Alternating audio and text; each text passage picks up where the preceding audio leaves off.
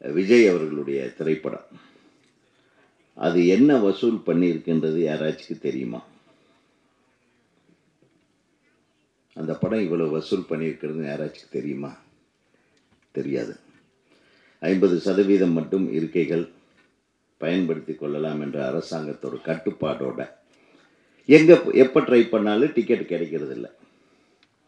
So theatre ஃபுல்லாக தான் ஓடிக்கிட்டு இருக்கு. அது ஃபுல்லானா 50% எப்பவுமே ஃபுல்லாக ஓடி இருக்கு. அந்த படம் வருமானம் நல்லா இருக்குது. ஆனால் இன்றைக்கி வரையில் யாராச்சும் கணக்கு சொல்ல முடியுமா? அந்த தயாரிப்பாளருக்கு தெரியுமா? ஆர்வி விஜயகுமார் சொன்னார், மாஸ்டர் பணம் எவ்வளோ கலெக்ட் பண்ணியிருக்கு தெரியுமான்னார். ஒரு வாரத்தில் அது 100 கோடி ரூபாய்க்கு மேலே கலெக்ட் பண்ணியிருக்கிறது. இன்றைக்கி இந்தியா முழுக்க மறுபடியும் ரசிகர்களை தேட்டருக்கு வரவழைக்கக்கூடிய ஒரு படமாக விஜயனுடைய படம் அது ஒரு முன்னோடியாக இருக்கிறது. அதனால் அந்த டீமுக்கும் அனைத்து திரைப்பட தயாரிப்பாளர்கள் எல்லார் சார்பாகவும் மனமார்ந்த வாழ்த்துக்களை தெரிவித்துக் கொள்கிறேன். தொகுத்து வழங்கிய சசிகலா என் விஜயமுரளின் இன்சியல் தான் அது. நீங்கள் ஒன்றும் தப்பாக நினச்சிக்காதீங்க. படங்கள் ஓடுறதுக்கு பத்திரிகையாளர்களும் ஊடக நண்பர்களும் உறுதுணையாக இருக்கணும். நீங்கள் இந்த இப்போ நான் ஒரு பிஆர்ஓவின் தலைவராக இருக்கிறதுனால ஒரு உரிமையில் உங்கள்கிட்ட ஒரு கோரிக்கை வைக்கிறேன்.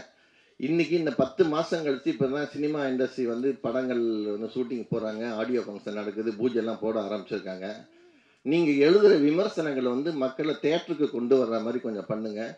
இந்த உதவி நீங்களும் இருக்கணும். ஏன்னா இந்த சினிமாவில் நீங்களும் ஒரு அங்கம். விமர்சனங்கிற பேரில் குறைகளை நிறைய சொல்லிவிட்டு நிறைகளை சொல்லாமல் விட்டிங்கன்னா இந்த படங்கள் ஓடாது. ஸோ நீங்கள் இந்த சினிமாவில் எப்படி 24 கிராஃப்ட்ஸ் இருக்குதோ அது மாதிரி நீங்கள் ஒரு 25 கிராஃப்ட்ஸாக நினச்சிக்கோங்க. சினிமா பத்திரிகையாளர்கள் அத்தனை பேருமே நீங்கள் குறைகளை, அதாவது ஒரு சின்ன சின்ன விஷயங்கள் எங்கே தவறுகள் நடந்தால் அதை மிகைப்படுத்தாதீங்க. இந்த படங்களுக்கு நீங்கள் செய்ய பெரிய உதவி. இந்த மாதிரி படங்கள் ஓடணும், அதுக்கு நீங்கள் பெரிய சப்போர்ட்டாக இருக்கணுங்கிறத கேட்டுக்கிட்டு இந்த செல்லு வண்டுகள் மிகப்பெரிய வெற்றி அடையணும். ஆண்டவனை வேண்டி விடைபெறுகிறேன். நன்றி, வணக்கம். ஏர் பெரிய பஞ்சம் படையப்பாவா, ரஜினி படமா அதுக்கேற்ற மாதிரி பாட்டு, சின்ன படமா அதுக்கேற்ற மாதிரி பாட்டு. அதான் கானா மன்னன்னா எங்கள் தேனிசை தென்றல் தேவாதான். இந்த சில்வண்டு இந்த ஏன்டான்னு கேட்குறாரு. சில்வண்டு மிக பெரிய வெற்றி அடைந்து இதே மாதிரி தயாரிப்பாளர் இயக்குனர் நிறைய படம் நடித்து ராஜாண்ணே சொன்ன மாதிரி தாய்க்கு பின் தான் கடவுள், தாய் தந்தைக்கு பின் தான் கடவுள். அந்த தாய் தந்தையை நீங்கள் மதிச்சிங்கன்னா மட்டும்தான் உங்கள் வாழ்க்கையில் நீங்கள் வெற்றி பெற முடியும். ஏன்னா அதுக்கு ஒரே உதாரணம் புரட்சி தலைவர் எம்ஜிஆர் அவர்கள் எப்படி அம்மா அப்பாவை மதித்தாருன்னு தெரியும். அவர் எந்த உயரத்துக்கு போனாருன்னு தெரியும். அம்மா அப்பாவை மதிக்காதவன் ஜெயிலில் தான் இருப்பான். இல்லைனா எங்கன்னா சுடுகாட்டில் கஞ்சா அடிச்சுக்கிட்டு இருப்பான். அதெல்லாம் விட்டுட்டு நீங்கள் அம்மா அப்பா சொல்கிறத மட்டும் நீங்கள் வாழ்க்கையில் கேட்டிங்கன்னா உங்கள் வாழ்க்கையில் யாரும் எதையும் உங்களை தாழ்த்தி பேச முடியாது. நீங்கள் உயர்ந்த பாதையை நோக்கி போய்கிட்டு இருப்பீங்க.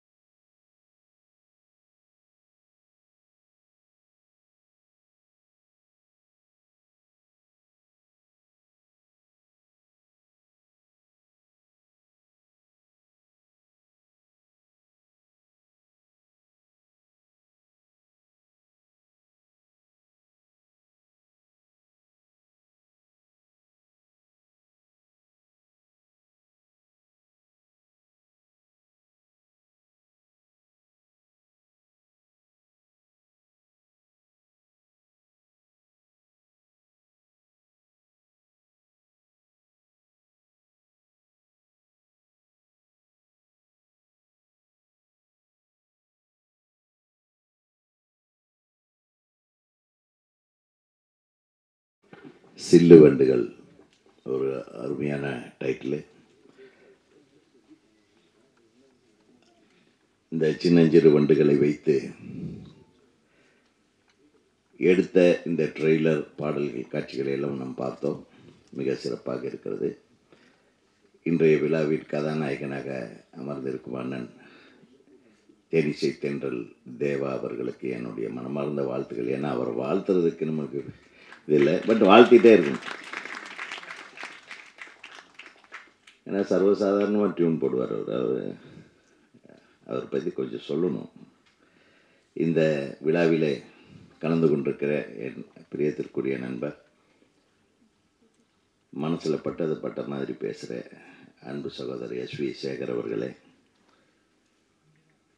அண்ணன், அதாவது நமக்கெல்லாம் மூத்தவர், எனது முதல் படத்தில் நான் நடிக்க வச்சேன் அவரை. அப்பவும் ஒரு பயங்கரமான கேரக்டர் தான். இன்டர்வியூ பண்ணி ஹீரோவை செலக்ட் பண்ணுற கேரக்டரில் தான் ராஜன் சார் நடித்தார் என்னுடைய முதல் படத்தில் 1987. ராஜன் அண்ணன் அவர்களே, என்னுடைய அன்பு தம்பி, எப்பவுமே தமிழுக்கும் தமிழர்களுக்காகவும் குரல் கொடுத்து தன்னுடைய ஆதங்கத்தை அங்கங்கே பதிவு செய்து சில டைமில் டென்ஷன் பண்ணிடுவார். ஒரு வித்தியாசமாக எல்லா பேரண்ட்ஸுங்களையும் மேடையில் கூப்பிட்டது உண்மையிலுமே நெஞ்சை நெகிழ வைத்தது. அந்த மாதிரி ஒரு நல்ல விஷயங்கள், நல்ல மனம் படைத்த எனது தம்பி அவர் என்னை விட மூத்தவர், பார்க்குறதுக்கு எனக்கு தம்பி மாதிரி ஒரு கெட்டப்பில் இருப்பார்.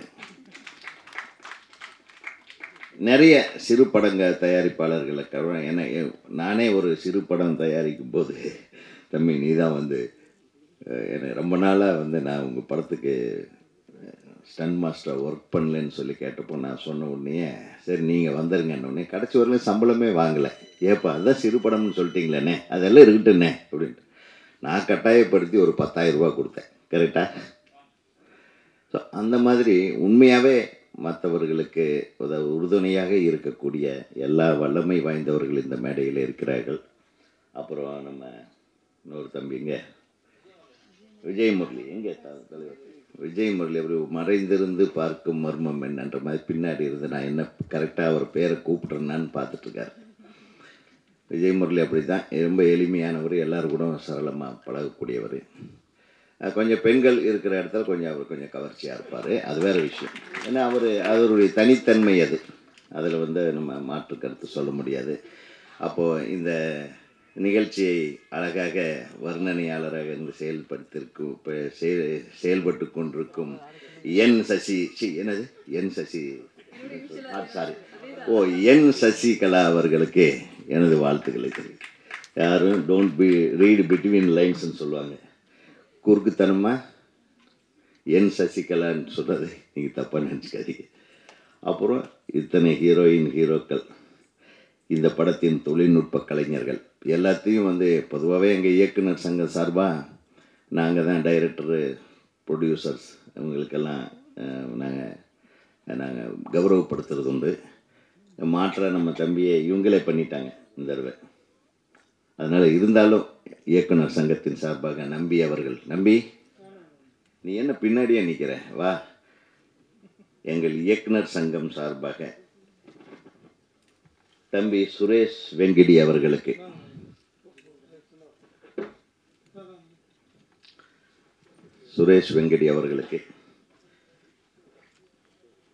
எங்கள் செயற்குழு உறுப்பினர் திரு நம்பி அவர்கள், போடு நீ போடுற நீ போடு. ஒரு தயாரிப்பாளரை காப்பாற்றுற முதல் ஆள் டைரக்டர் தான். அந்த படத்தை காப்பாற்றுற அடுத்த ஆள் தியேட்டர் அதிபர்கள் தான். அதுக்கப்புறம் இந்த படத்தை ஒட்டுமொத்தமாக காப்பாற்றுறது பொதுமக்கள். இப்போ பொதுமக்களுக்கு எப்பவுமே காழ்ப்புணர்ச்சி கிடையாது. ஒரு படம் சிறந்த படமாக இருந்தால், நல்ல படமாக இருந்தால், ஏன் ஓரளவுக்கு பரவாயில்லாமல் இருக்கிற படமாக இருந்தால் கூட பொதுமக்கள் அதை பார்க்க தயாராகி விடுகிறார்கள். அதை கொண்டு போய் சேர்க்க வேண்டிய ஒரு உன்னதமான வேலையை ஊடகத்துறை நண்பர்களும் பத்திரிகைத்துறை நண்பர்களும் செய்கிறார்கள். அது நல்லா இல்லைன்னா நல்லா இல்லைன்னு தான் எழுதுவாங்க. அவங்களால நல்லா இல்லைன்னாலும் 4 வார்த்தை நல்லா எழுதுன்னு நம்ம சொல்லி கேட்க முடியாது. ஏன்னா ஒரு படத்தை பார்த்த இந்த மவுத் டாக்குன்னு சொல்கிறாங்க இல்லையா, அதை விட இப்போ வாட்ஸ்அப்லேயே டாக்ஸ் வந்துடுது. ஒரு படம் போட்ட உடனே கழுவி ஊற்றிடுவாங்க, இல்லைன்னா புகழ்ந்து தள்ளிடுவாங்க. அடுத்த செகண்டு இவங்க பத்திரிகையாளர்கள் எழுத வேண்டியதே இல்லை. அதை விட வேகமாக இந்த ஊடகங்கள் இந்த நம்ம வாட்ஸ்அப்பு ட்விட்டரில் எல்லாம் வந்துடுது. ஆக மொத்தம் ஒரு சிறப்பான படம், நல்ல படமாக எடுக்கிறது எப்படி என்றது மட்டும் யோசித்தா போதும். அதை கொண்டு போய் சேர்த்துறதுல இவங்க நம்பர் 1 நம்ம பத்திரிகை ஊடகங்கள்லாம். டெஃபினட்டாக ஒன்று நல்லா இருந்ததுன்னா அவங்க கை சும்மா இருக்காது, அது ரொம்ப நல்லா இருக்குன்னு போட்டுகிட்டே இருப்பாங்க. ஸோ அதனால தான் சினிமா இன்னும் வாழ்ந்துட்டுருக்கு. அதனால் பத்திரிகைக்காரங்களுக்காக ஒரு தடவை நம்ம எல்லோரும் கை தட்டிடுவோம். 2வது, இந்த திரைத்துறையை காப்பாற்ற வேண்டிய ஒரு மாபெரும் பொறுப்பு யாருக்கிட்ட இருக்குன்னா, திருப்பி சொல்கிற அரசாங்கத்துக்கு தான் இருக்குது. அதில் என்னென்னா, படம் எடுக்கிறோம், 1 கோடி போடுறோம், ஒரு நல்ல படம் எடுத்துட்டோம், அது தியேட்டருக்கு போகுது, அது எந்த தியேட்டரில் எவ்வளோ ஷோ ஓடுறதுன்னு தெரியறதில்ல, அந்த படத்தில் என்ன வசூல் ஆச்சுன்னு தெரியறதில்ல. இப்போ நான் ஒரு விஷயம் கேள்விப்பட்டேன். கடந்த வாரத்தில் ரிலீஸ் ஆன விஜய் அவர்களுடைய திரைப்படம், அது என்ன வசூல் பண்ணியிருக்குன்றது யாராச்சுக்கு தெரியுமா? அந்த படம் இவ்வளோ வசூல் பண்ணியிருக்கிறது யாராச்சுக்கு தெரியுமா? தெரியாது. 50% மட்டும் இருக்கைகள் பயன்படுத்தி கொள்ளலாம் என்ற அரசாங்கத்தோட கட்டுப்பாடோட எப்போ ட்ரை பண்ணாலும் டிக்கெட் கிடைக்கிறதில்ல. ஸோ தியேட்டர் ஃபுல்லாக தான் ஓடிட்டுருக்கு. அதாவது ஃபுல்லானா 50% எப்பவுமே ஃபுல்லாக ஓடிருக்கு. அந்த படம் வருமானம் நல்லா இருக்குது. ஆனால் இன்றைக்கி வரையில் யாராச்சும் கணக்கு சொல்ல முடியுமா? அந்த தயாரிப்பாளருக்கு தெரியுமா? ஸோ ஒரு சாதாரண படம் எடுத்தால் கூட அந்த படத்தோட கலெக்ஷன் என்னன்னு யாருக்குமே தெரிய மாட்டேங்குது. இதற்கு தியேட்டர் அதிபர்கள் இந்த படங்கள் ரிலீஸ் ஆன உடனே சரியான கணக்குகளை தயாரிப்பாளர்களுக்கு கொடுப்பார்களே என்றால் நிச்சயமாக திரையுலகம் தொடர்ந்து காப்பாற்றப்படும். அவங்க கொடுக்கலன்னு சொல்லலை, அவங்க கொடுக்கக்கூட வேண்டாம். அரசாங்கம் எப்படி காப்பாற்றலாம் என்றால், ஒரு சர்வரை வச்சு ஆன்லைன் டிக்கெட்டிங்கை உடனடியாக இந்த வாரம் முதலே செயல்படுத்த முடியும் அரசாங்கம் நினைத்தால். ஒவ்வொரு தியேட்டரிலும் கவுண்டரில் கொடுக்குற டிக்கெட் கூட ஆன்லைன் டிக்கெட்டு, கம்ப்யூட்டரில் ஆன்லைனில் எடுத்து தான் கொடுக்கணும். 6:45 மணிக்கு, அந்த 7 மணி ஷோவுக்கு 6:45 மணிக்கு கவுண்டர் க்ளோஸ் ஆனால் தமிழ்நாடு முழுவதும் அந்த படத்துக்கு எத்தனை பேர் பார்க்குறாங்கன்றது உறுதியாக நாம் வீட்டிலிருந்து பார்த்து கொள்ளலாம். இந்த மாதிரி ஃபெசிலிட்டி எல்லாம் இருக்குது. இப்படி பண்ணால் தான் சினிமா காப்பாற்றப்படும். நாம் பெரிய ஆள், நீ பெரிய ஆள், இவன் படம் எடுத்தான், இவன் சரியாக படம் எடுக்கலை, இந்த விமர்சனங்களை தாண்டி பார்க்கிற மக்கள் தான் எந்த திரைப்படம் நல்ல திரைப்படம், எந்த திரைப்படம் சிறப்பான திரைப்படம் என்று முடிவெடுக்கிற சக்தி பொதுமக்கள்கிட்ட தான் இருக்குது. அந்த பொதுமக்களை நம்ம அப்படியே கணிப்பில் வச்சுக்கலாம். நம்ம அந்த ஒரு விஷயத்தை நம்ம எல்லாரும் சேர்ந்து அரசாங்கத்திடம் கேட்க வேண்டும். திரையுலகத்தின் சார்பாக மாண்புமிகு அமைச்சர், இது நமது சினிமா அமைச்சர் மாண்புமிகு கடம்பூர் ராஜு அவர்கள் ஏற்கனவே இதற்கான முயற்சியை செய்து கொண்டிருக்கிறார். ஆனால் நிச்சயமாக இது நடைமுறைப்படுத்த வேண்டும், உடனடியாக நடைமுறைப்படுத்த வேண்டும் என்ற வேண்டுகோளை நான் இந்த திரையுலகத்தின் சார்பாக வைக்கிறேன். அப்போ தான் இந்த தொழில் காப்பாற்றப்படும். எந்த தொழிலுக்குமே ஒரு தொழில் ஆரம்பித்தானா ஒரு பேங்க்கில் போனால் லோன் கொடுக்குறான். நம்ம சினிமா தொழில் சினிமாக்காரன்னா அவ்வளவு கேவலமாக பார்க்குறாங்க சார். இன்னுமே கஷ்டமாக இருக்கு. நான் திருப்பி சொல்கிறேன், இந்த 12 மாதம், இந்த 9-10 மாதம், இந்த கொரோனா மார்ச்சிலிருந்து இந்த கொரோனாவுனால வீட்டில் உட்கார்ந்துருந்தவங்களை யாரும் காப்பாற்றுச்சு? ஒவ்வொரு சேனல்லையும் போட்ட சினிமா தான் உங்களுடைய மன அழுத்தத்திலிருந்து, பைத்தியம் முடிக்கிறதுலேருந்து உங்களை காப்பாற்றுனதே சினிமா தான். அந்த சினிமா இண்டஸ்ட்ரி நம்ம எல்லாரும் சேர்ந்து காப்பாற்ற வேண்டாமா? இது அரசாங்கம், மத்திய அரசாங்கமாகட்டும் மாநில அரசாங்கம் நிச்சயமாக இந்த திரைத்துறையை வடிவமைக்க வேண்டும். ஒருத்தர் பணம் போட்டு ஒரு தொழிலை நம்ம காப்பாற்றணுங்க. பணம் போட்டு எடுக்கிற தயாரிப்பாளருக்கு அவனுக்கு படம் வர்றதுக்கு உண்டான, அதாவது நேர்மையான நல்ல படங்கள், ஓடுற படங்களுக்கு உண்டான தொகை வந்தால் போதும். அதுக்கு யார் உத்தரவாதம் அளிப்பது? மத்திய அரசும் மாநில அரசும் தான் உத்தரவாதம் அளிக்க வேண்டும். இதை உறுதிப்படுத்த வேண்டும் என்று கேட்டுக்கொண்டு, இந்த மாதிரி அதாவது பாருங்கள் எவ்வளோ அழகாக குழந்தைங்களை வச்சுட்டு, அது எவ்வளோ போராட்டம், எவ்வளவு சாக்லேட் வாங்கி கொடுத்துருப்பாங்க. அவர் நல்ல வேலை, அவர் ஏதோ ஸ்டோர் வச்சுருக்காரு, டைரெக்டாக மூட்டையில் எடுத்துகிட்டு வந்துடுவார் போல் இருக்கு நம்ம தயாரிப்பு. அவர் பேக்கெட்டாக நீங்கள் பிஸ்கட் கொடுத்தீங்களா இல்லையா, சாக்லேட்டெல்லாம் கொடுத்தீங்களா, இல்லைன்னா வேலை நடந்திருக்காது. நம்ம குழந்தைங்க அதை தான் கேட்பாங்க, என்ன பணமாக கேட்டிருப்பாங்க. ஸோ இந்த குழந்தைகள் எல்லோரும் வெற்றி பெற வேண்டும். இந்த படத்தை மீண்டும் மீண்டும் எல்லோரும் பார்க்க வேண்டும். அதுக்கு முன்னாடி இந்த படத்தோட ஹீரோ இன்றைக்கு தேவா அண்ணன், தேனிசை தென்றல் தேவா. என் வாழ்க்கையில் ஒரு மிகப்பெரிய ஒரு குறை என்னென்னா, நான் கிட்டத்தட்ட எனது 90% எனது திரைப்படங்களுக்கு இசைஞானி அவர்களுடைய இசையில் தான் எடுத்திருக்கேன். நான் மாறி அண்ணன் கூட படம் பண்ணணும்னு சொல்லிட்டு ஒரு 2 படத்துக்கு முயற்சி பண்ணோம். 2 படத்துக்கும் பாடல்கள் எல்லாம் பதிவு செய்யப்பட்டு விட்டது. பாடல் ரொம்ப அருமையான பாடல்கள், அவ்வளவு அற்புதமான இசையமைப்பாளர். ஒரு படம் ஒரு இலங்கை பெண்ணுக்கும் சிங்கள பெண்ணுக்கும் ஒரு தமிழ் இலங்கையில் பிறந்த ஒரு தமிழ் பையனுக்கும் நடக்கிற ஒரு லவ் ஸ்டோரி. அந்த படம் பாதி இந்தியாவிலையும் பாதி சிலோன்லேயும் நடக்கிற மாதிரி நம்ம எடுத்து, இந்த ஐடியல் பீச் ஓனர் திரு தர்மலிங்கம் ஐயா அவர்கள் ரொம்ப அற்புதமான மனிதர். அண்ணனோட இசை நம்ம உட்காந்து கம்போஸ் பண்ணி என்னால் மறக்கவே முடியாது, அவ்வளவு அழகான பாட்டு. அதில் ஒரு வரி எனக்கு சிங்கள வரிகளை போட்டு ஒரு பாட்டு தேவைப்பட்டது. அந்த பொண்ணு பாடும்போது சிங்கள வரியும், பையன் பாடும்போது, அதாவது இது 83 நடந்த அந்த இனவெறி தாக்குதல்களுக்கு பின்னாடி நடந்த ஒரு கதை. அந்த கதையோட கிளைமேக்ஸ் ரொம்ப சூப்பராக இருக்கும். அந்த படம் நடுவில் எடுக்க முடியாமல் போச்சு. ஏன்னா அந்த படத்தின் தயாரிப்பாளர்களில் ஒருவர் மாய்ந்து போனார். அதனால் வேறு வழி இல்லாமல் நின்று போச்சு. சரணா துருமா சன்சாரியே மே சுயலாயனவா உபகேசனே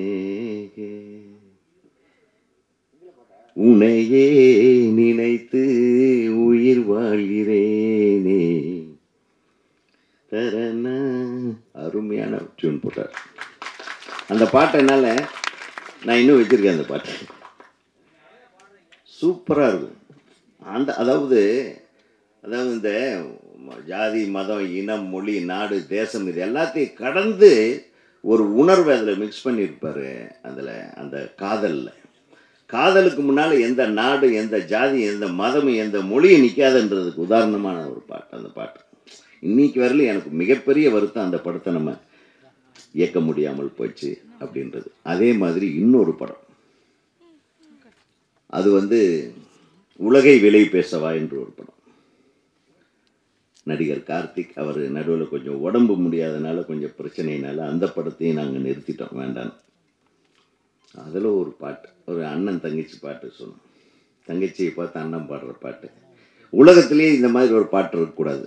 உலகை விலை பேசவான்ற வார்த்தையே உலகை விலை பேசவா உலகை விலை பேசவா. என்ன எந்த படம்? பாசமலர் சிவாஜிக்கும் சாவித்திரிக்கும் இந்த மாதிரி ஒரு பாட்டு வேணும்னு போட்டார் பாருங்க, சூப்பர்.